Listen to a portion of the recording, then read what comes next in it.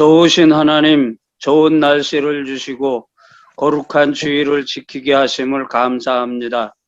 이 시간도 말씀을 사모하여 한자리에 모였습니다. 주님 친히 인도해 주시옵소서. 예수님의 이름으로 기도드리옵나이다. 아멘. 아멘. 고맙습니다. 지난주에 이제 우리가 오랜만에 성경 공부 시작해서 아브라함의 얘기를 조금 해드렸습니다. 기억나시죠? 네. 하나님께서 아브라함을 통해서 굉장히 엄청난 유산들을 말씀하고 심어주셨는데 그것을 기억하는 게 여러 가지로 도움이 많이 됩니다. 그러니까 이제 우리가 요즘에는 자유, 평등 이런 건 예사로 쓰는 말이거든요.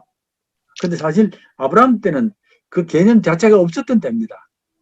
전혀 다른 세상 속에서 하나님께서 미리 말씀하시면서 그래서 아브라함을 열국의 아비로 삼고 또 사라를 열국의 어미로 삼고 이런 남녀 평등을 보여주신 것이라든지 또 절대로 이삭을 제물로 바쳐서는 안 된다. 생명이 가장 귀하다 하는 이런 것들을 일러주심으로 말미암아 앞으로 세상을 어떻게 변화시켜 나가느냐를 미리 보여준 겁니다. 미리 보여주고 지금까지 모든 세상 역사가 그것들을 이룬 역사입니다. 그렇게 말씀드리면 되죠. 지금까지 모든 역사가. 그러니까 사람들의 모든 소망은 사람들이 자유롭기를 원하고 또 평등하기를 원하고 자기의 생명이 존중이 여길 받기 원하고 이런 것들 아닙니까? 이런 것들인데 이제 이런 것들이 아브라함 때부터 시작된 하나님의 계획들이거든요. 계획들이니까 이게 얼마나 엄청난 계획인가를 알 수 있게 되고 또 이제 이렇게 보면 이 땅의 역사가 하나님께서 계획하시는 대로 흘러간다는 걸 알 수 있습니다. 우리 시대만 보면 모르지만 과거를 보고 현재를 보고 미래를 보면 하나님의 역사가 지금 계속 이어져 나가고 있다는 것을 알 수 있으니까 그렇게 한번 이제 마음을 정하라고 말씀드렸고 오늘은 이제 신약을 읽기 전에라고 이렇게 처음에 글이 보이시죠? 신약을 읽기 전에라고 하는데 이게 무슨 말이냐면 우리가 예를 들어 여행을 갈 때에 여행 갈 때 그냥 무작정 가는 건 아니잖아요. 반드시 가야 될 곳을 알고 가지 않습니까? 알고 가면 훨씬 더 가서 정확히 볼 수 있고 재미있게 볼 수 있거든요. 그런데 모르고 가면 참 귀한 것도 잃어버리게 되고 재미도 없고 그렇습니다. 그러니까 모든 것이 다 그런데 우리가 신약을 읽을 때에 사람들이 제일 먼저 당황하는 게 뭐냐면 족보가 툭 튀어나오거든요. 아브라함과 다윗의 자손 예수 그리스도의 족보가 쭉 나오거든요. 사람들이 모처럼 내가 신약을 읽어야 되겠다가 마음먹고 성경을 펴는 순간에 그만 힘들어지는 겁니다. 야, 이게 뭔가 싶기도 하고 왜 족보가 나오는 거 싶기도 하고 이게 무슨 뜻인가를 몰라서 그런 겁니다. 자, 그렇게 되면 그 다음부터 일어나는 사건들에 대해서도 잘 못 따라가는 이해가 안 되는 그런 일이 많이 벌어지는데 오늘 신학자가 우리가 신약을 읽기 전에 이 글을 먼저 읽으면 좋겠다고 하는 글이 하나 있었습니다. 저도 깜짝 놀랐는데 이걸 읽고 나면 훨씬 더 선 신약을 읽기가 좋은 게입니다. 좋은데 그건 한번 볼까요? 네, 권사님, 김양숙 권사님 좀 읽어주실래요? 예. 우리가 신약 성경을 보기 전에 반드시 보아야 할 글이 있다. 이스라엘의 통치자들은 하나님의 통치를 탈취했다. 그들은 오만하게 으스대면서 왕조를 세웠다. 이에 대해 하나님은 로마의 힘을 사용해 예루살렘의 악한 지도자들을 징계하셨다. 폼페이우스가 와서 하나님 대신 모든 이방신들을 데리고 와서 섬겼다. 그러자 예루살렘의 자녀들이 악한 방식을 따라 행했다. 예루살렘은 악의 수렁이 되었다. 왕은 범죄자였고 재판관들은 거역하는 자들이 되었고 백성들은 죄인이 되었다. 그렇다면 어찌해야 하는가? 하나님이 군사적인 메시아를 일으켜서 성전과 거룩한 도시와 그 나라를 되찾아 자신의 소유로 삼을 것이다. 솔로몬의 시편 스캇 맥나이트라. 예. 고맙습니다. 이게 이제 솔로몬의 시편이라는 것은 사실은 우리가 모르는 성경책입니다. 이제 이건 남아있는 글 중에서 발견한 책이기 때문에 성경에서 나와 있는 건 아니고요. 여기 보면 우리가 당시가 어떤 배경인가를 알 수 있게 되고 또 당시 사람들의 소망이 뭔가를 알 수 있게 되거든요. 우리가 구약을 다 읽고 신약에 들어오면 로마가 나오는지를 모릅니다.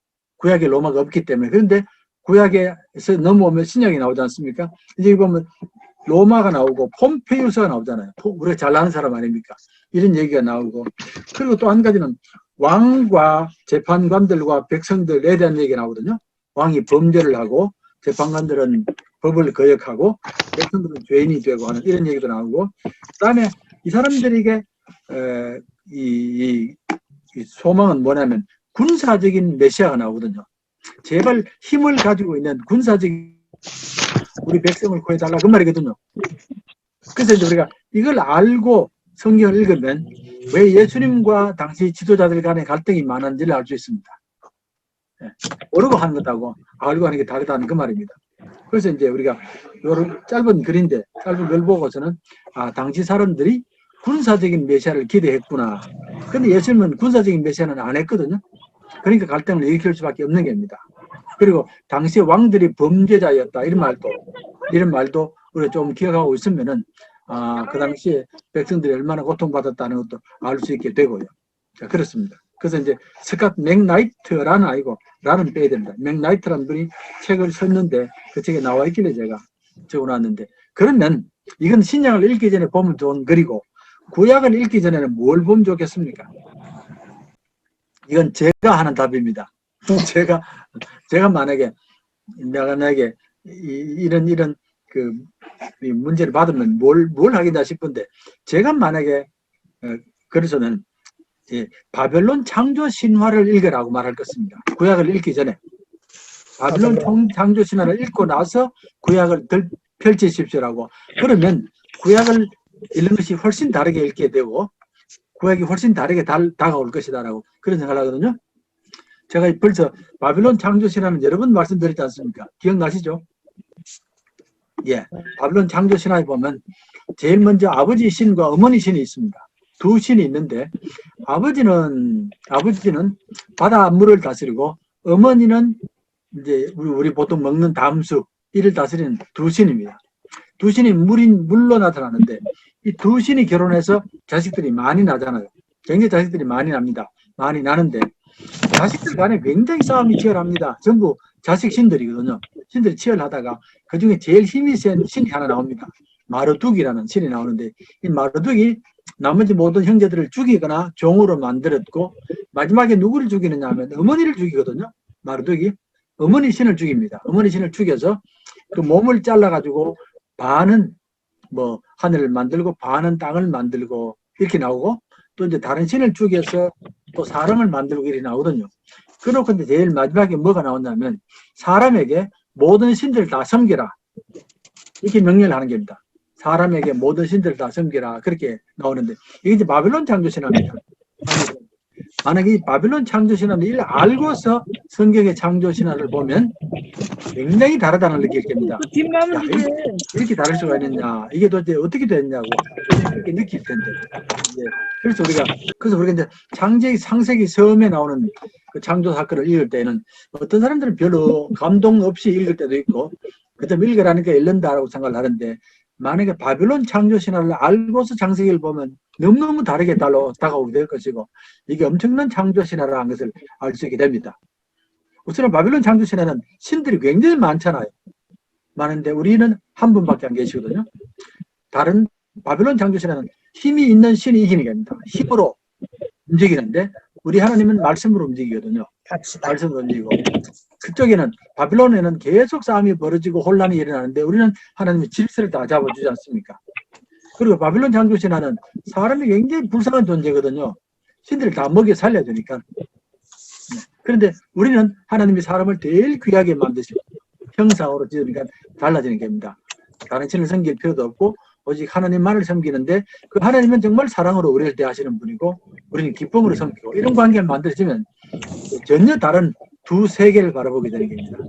그래서 이제 신약을 읽기 전에 우리가 좀 기억하면 좋겠습니다. 그 당시 백성들이 군사적인 메시아를 기대했다는 것, 제사장들도 그 당시로서는 많이 타락했고 왕도 그랬다는 것, 그런 걸 생각해 보면 되겠고요. 그 다음에 이제 이 하나님 나라가 예수 그리스도입니다. 3번인데 지난주에도 말씀드렸습니다. 우리가 이제 신약 성경을 읽으면서 제일 중요한 질문 하나가 예수님이 누구냐라는 질문이거든요. 예수님이 누구냐를 반드시 알아야 되고, 예수님을 바로 알고 예수님을 봐야 되지 예수님이 이해가 되지 예수님을 모르고 예수님을 잘못 알면 성경에 나오는 내용들을 제대로 이해를 못하는 겁니다. 그런데 우리가 성경을 통해서 예수님을 어떻게 이해하는 게 제일 정확하냐를 알아야 되고 그래서 도대체 예수님이 어떤지를 정확히 알면 예수님의 말씀이나 예수님의 사역이나 십자가 부활이 다 이해가 되는데 예수님 말씀을 만약에 예수님이 누군지를 모르면 잘못 이해할 때가 많고 자기가 원하는 것만 뽑아서 읽는 겁니다. 예, 그래서 다시 말씀드리면 신약을 공부할 때 제일 중요한 과제가 예수가 누구냐를 정확히 아는 겁니다. 정확히 알아서 그 예수님에 따라서 성경을 읽는 게 가장 정확한데 자 예수를 이해하는데 가장 중요한 게 뭐겠느냐 어떤 눈으로 봐야 되느냐는 그게거든요. 그게 뭐겠습니까? 성경에 보면 예수님이 누구다라고 말해가지고 예수님께 크게 칭찬받는 사람이 하나 있었습니다. 주는 그리스도시요 살아계신 하나님의 아들 베드로가 고백한 베드로 고백입니다.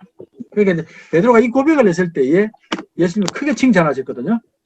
네가 복이 있다고 말씀하셨고 이 고백은 네가 한 것이 아니고 하나님께서 보여준 것이다라고 말씀하셨고 이 고백 후에 교회를 세우겠다고 그랬습니다.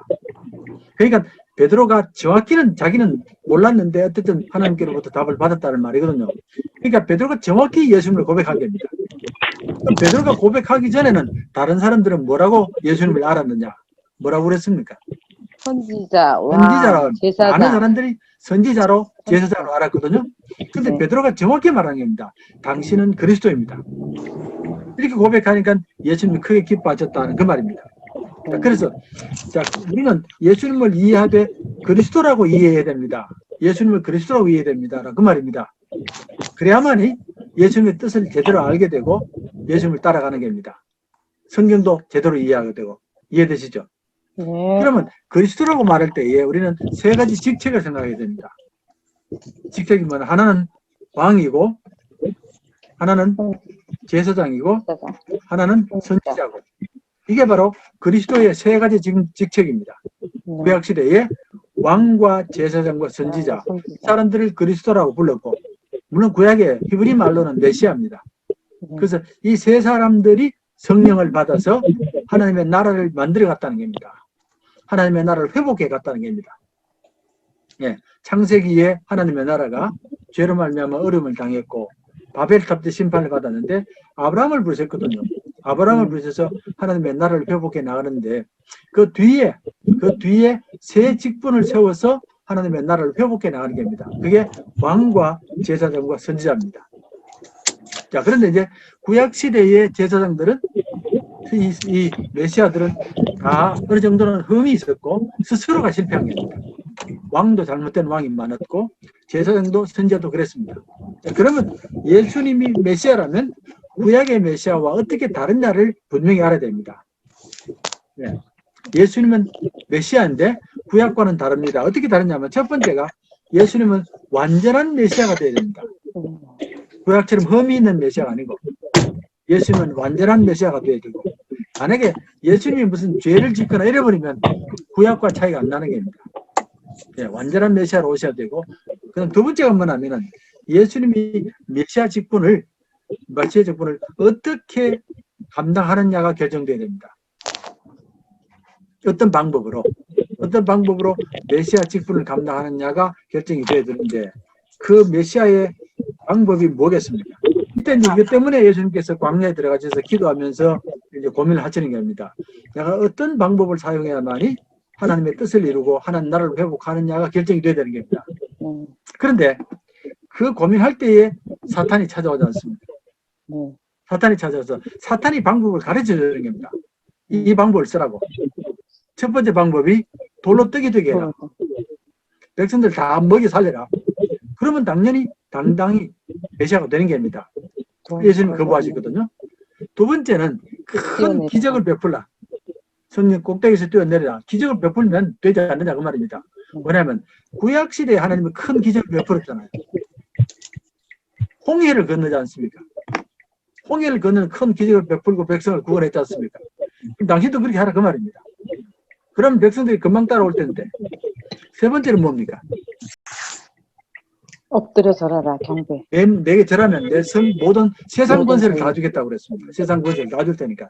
정치 권세도, 경제 권세도, 지식 권세도 다 줄 테니까 네. 이걸 다 사용하면 되지. 네. 이게 사탄이 하는 방법 아닙니까? 네.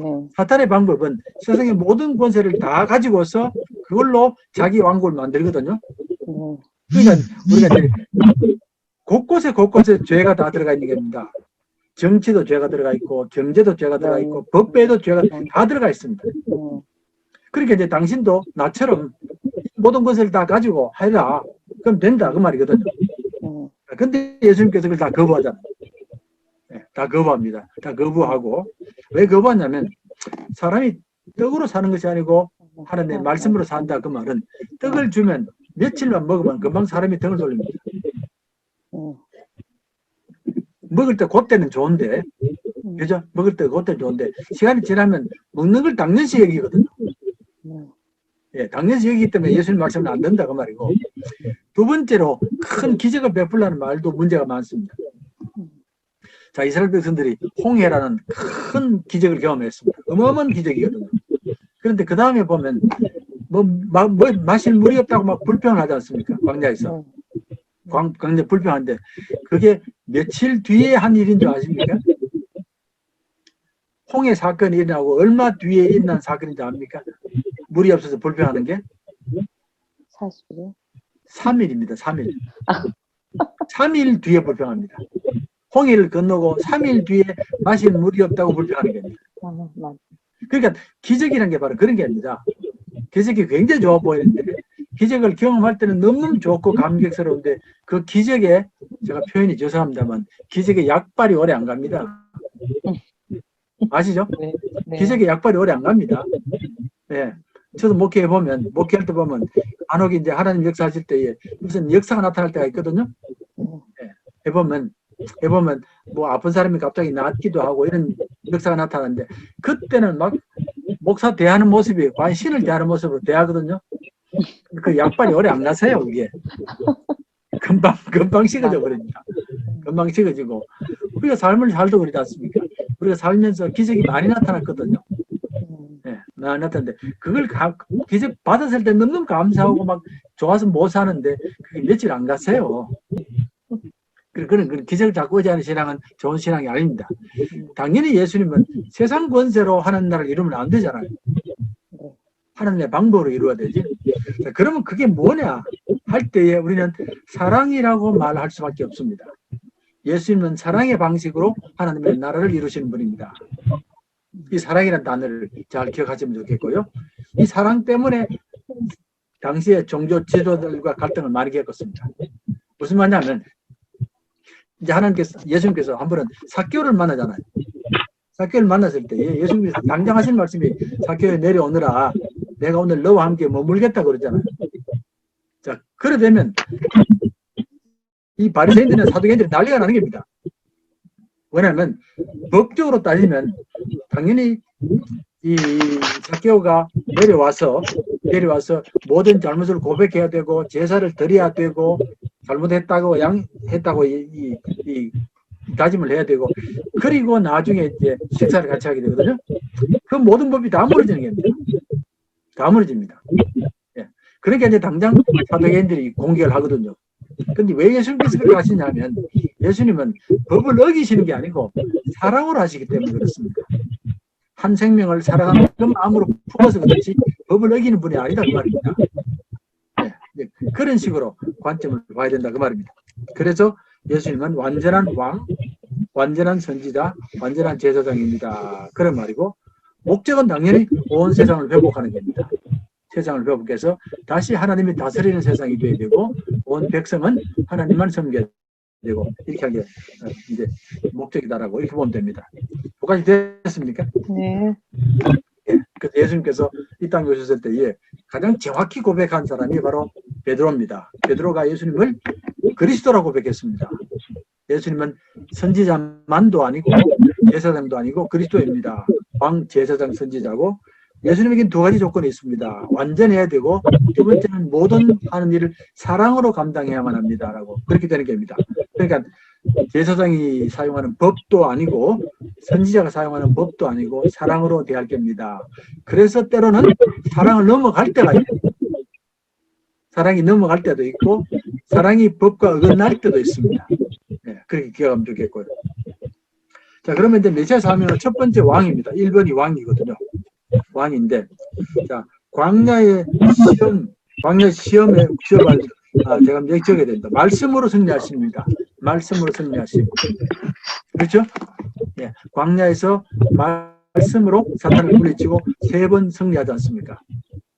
자, 이 사건을 우리가 성경 전체적인 관점에서 보면 어떤 사건과 같이 가냐면 창조 때와 같이 갑니다.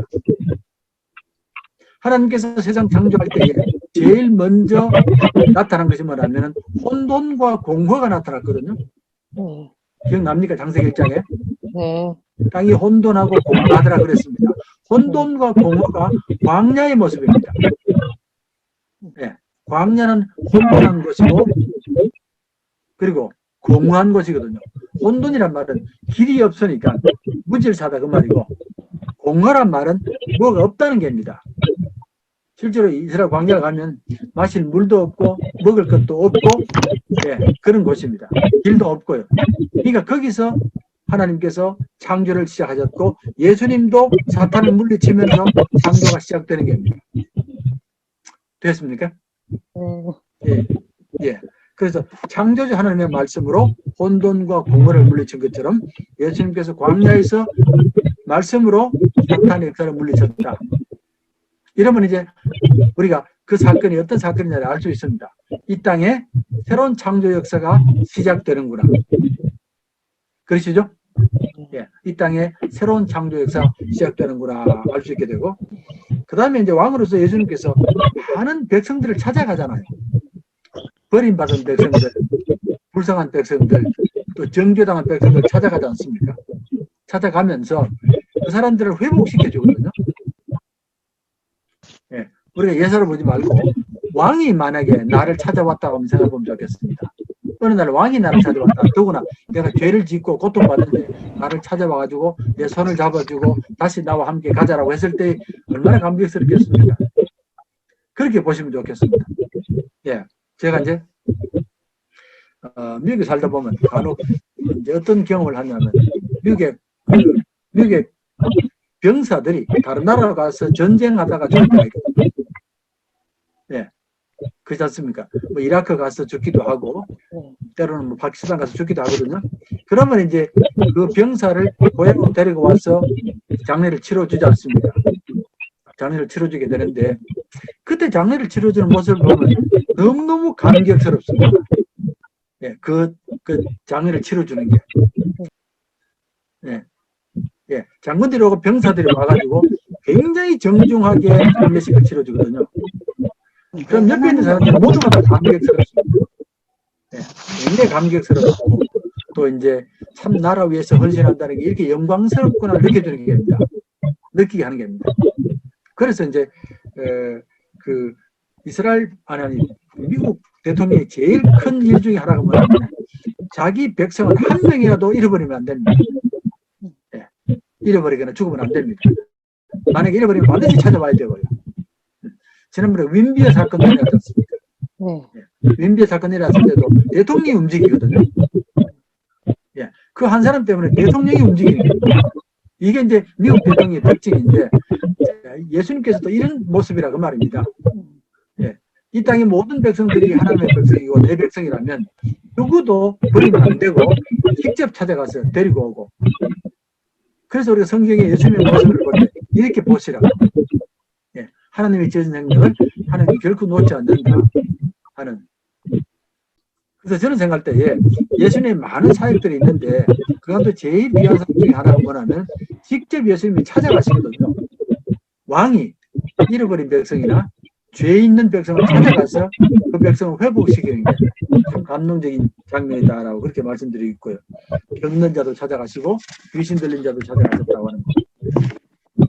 자, 병든 자란 말은 어떤 면에서는 사탄의 유혹에 넘어간 사람들입니다. 병든 자들은 그러니까 이제 우리가 장세기를 또 살펴보면 아담과 하와가 뱀의 유혹을 받아 넘어가잖아요. 뱀의 유혹을 넘어가면서 이제 다른 모습을 만든 것처럼. 예, 예. 자, 그래서 이제 예수님께서 이 땅에 있을 때 많은 사람들 직접 찾아가시거든요. 찾아가셔서 그 사람들을 구원하고 회복시켜 나가는 것들은 왕의 모습입니다. 정말 참 백성을 사랑하는 왕들의 모습이거든요. 그래서 이 사람들이 사탄의 유혹으로 넘어간 사람들이고, 그 다음에 식탁 교제와 광야에서 만찬도 나오지 않습니까? 우병이 여기가 기적 같은. 자, 그래서 우리가 이제 예수님께서 광야에서 보리떡 다섯 개, 물고기 2마리로 만찬을 하시는데, 이런 것들은 이제 풍성하고 12광주로 남거든요. 그럼 에덴 동산이 기억이 안 납니까? 예, 다시금 이 땅에서 먹는 것이 회복이 되고 백성들이 기뻐하고, 또 왕은 모든 백성들에게 먹는 것을 넉넉하게 나눠주고 하는 이런 모습이 회복되거든요. 그렇게 보시면 좋겠고, 자, 그리고 이제 아까 말씀드린 것처럼 왕이 먼저 찾아가거든요. 백성들이 찾아오기 전에 먼저 찾아가서 아무런 조건도 없습니다. 조건도 없이 그냥 받아주고 함께 식탁을 나누는 그런 모습들. 그리고 이 왕은 나귀를 탔거든요. 예, 말을 탄 게 아니고 나귀를 타고 올라오는 게입니다. 나귀가 겸손에 탄 게 아닙니까? 그러니까 세상의 왕들은 다 말을 타거나 하는데 하나님의 나라 왕은 나귀를 타시거든요. 그러니까 결코 세상 이 하나님의 나라 왕은 백성을 다스리거나 정복하거나 이런 분이 아니다. 그 말입니다. 네, 그러면서 이제 무슨 왕이냐면 이 왕은 섬김의 왕이거든요. 예, 예수님이 어떤 왕이냐? 왕이라는 말을 쓰는데 왕이라는 말씀은 당장 사람들은 섬김 받는 왕입니다. 그런데 예수님은 섬기는 왕이거든요. 그 이해되시죠? 예, 이게 본래적인 왕의 모습입니다. 백성은 섬기는 자입니다라고 하는 그런 말이거든요. 자, 그렇게 하는데 이제 여기서 재밌는 중에 하나가 뭐냐면 미국에서는 장관들을 영어로 말할 때는 전부 미니스터라는 말을 쓰거든요. 미니스터. 예, 그거는 우리 목사들도 미니스터 그럽니다. 그 말은 섬기는 자들 이 말입니다. 예, 미국 장관들은 우리는 장관 그러잖아요. 장자에다가 뭐 관리 이런 자를 쓰는데 이 말 자체가 굉장히 높은 자리거든요. 높은 자리가 권세 있는 자리는 말인데 미국에서는 미니스터라는 말은 섬김입니다. 섬기는 자란 말이거든요. 그래서 미국에서의 장관들은 우리처럼 그렇게 권세를 부린 사람들이 아니고 오히려 백성을 섬기는 사람들로 규정을 하는 겁니다. 예. 그래서 우리 이제 교육부 그러거든요. 교육부 그런데 미국에는 Ministry of Education이거든요. 교육을 섬기는 곳이다. 전부 미니스터라는 말 붙습니다. 그러니까 이제 이게 성경적으로 말하면 왕은 섬김 받거나 하는 사람이 아니고 섬기는 사람입니다라고 하는 것이 첫 번째 조건이고요. 예. 두 번째로 왕은 세속화라는 말을 쓰는데 이게 무슨 말이냐면 왕을 신성시해서는 안 된다. 신처럼 받들어서는 안 된다는 그 말입니다. 그래서 우리가 이제 구약 시대나 신약 시대도 마찬가지인데 항상 왕들은 다 신이 되려고 그럽니다. 신처럼 놀라고 그럽니다. 가나면 자기 자리를 높이려고 그러고 자기가 죽으면 그 무덤을 신전으로 만들고 또 그 무덤을 기억하게 만들어서 사람이 찾아오게 만들거든요. 이게 신전 아닙니까? 신전인데 물론 이제 돌아가신 왕을 존경하는 건 괜찮은데 그 앞에 절하지는 않거든요. 이게 이제 보통 왕들의 모습입니다. 왕들의 모습인데 세속화란 말은 절대로 왕을 신성화하면 안 된다 그 말입니다. 왕은 사람이지 신이 아니다는 걸 말해 줍니다. 특별히 옛날에 이스라엘 백성들이 애굽에 400년 살았지 않습니까? 400년 살았을 때 그 애굽 왕은 완전히 신이거든요. 신도 어마어마한 신 아닙니까? 예. 그래서 신전도 크게 짓고 애굽 왕의 무덤은 바로 신전입니다. 그렇게 신으로 바뀌었는데 그런 이제 흐름이 오랫동안 이어졌거든요. 예, 오래됐는데 구약에는 절대로 하나님이 그렇게 못하게 합니다. 왕도 백성들과 똑같이 백성입니다. 똑같이 사람입니다를 분명히 밝혀주고 세 번째가 뭐냐면은 어떤 경우도 왕이 다른 권세를 못 넘어가게 합니다. 왕이 입법권을 넘어가거나 사법권을 못 넘어가게 합니다. 그 말 아시죠? 왕은 절대로 입법을 못하게 합니다. 법을 자기가 못 정하게 합니다.